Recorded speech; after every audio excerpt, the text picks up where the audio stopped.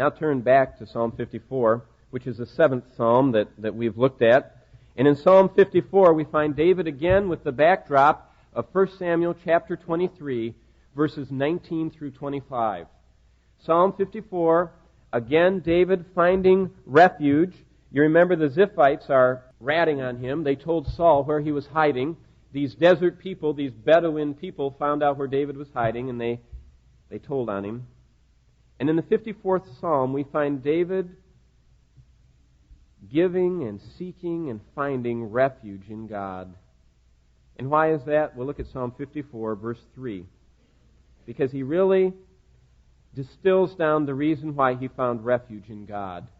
And if you are in need of refuge, and if it seems like the arrows are coming at you in your life for whatever reason, I trust that you can mirror Psalm 54:3, the last line of that third verse. He says, "They have not set God before them." So David, why are you finding refuge in God? Just turn that phrase around, because I have set God before me.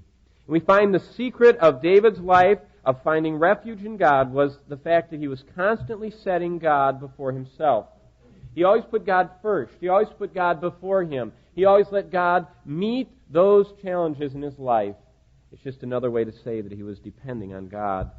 You see the first verse of Psalm 54, he said, "Save me, vindicate me." Verse 2, "Hear my cry."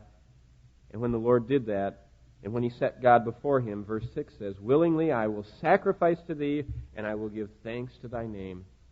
You see a man that has found refuge in God in Psalm 54. Just 3 Psalms over, again in review, Psalm 57.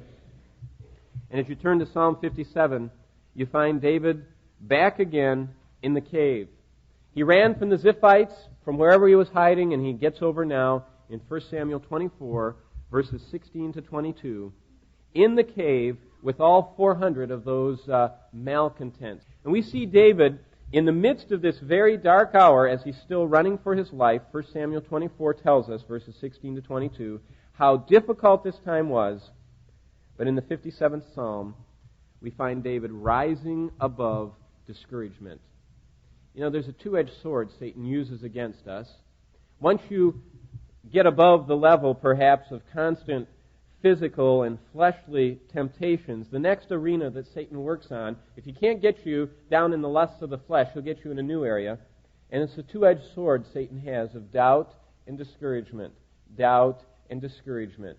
Doubting, I mean, we wouldn't even want to tell anybody, but some people even doubt if they're a Christian. Other people are just discouraged. God can't do anything with them. Or they doubt if God really has saved them. Or they doubt if there'll ever be anything. Or if they'll ever accomplish anything. And that's his two-edged sword. And Psalm 57 is a marvelous, inspired portrait of how David rises above discouragement. How does he do that? Well, we learned in Psalm 142 several weeks ago that in the midst of cave times, it's a great opportunity to discover marvelous truth about God. And the 57th Psalm is a tremendous portrait in 11 verses of David applying his great discoveries about God. It's not enough to take good notes. It's not enough to read good books. We have to not merely hear, but be doers of the Word, not merely hearers. And we find David applying his great discoveries about God all the way through this psalm. And you remember them? He applied the fact that he had discovered God was gracious, that God accomplished his deliverance, that God was the one who established him, that made him praise the Lord, that made him thankful, that opened his life to be used in others, and that lifted him beyond the realm of the cave.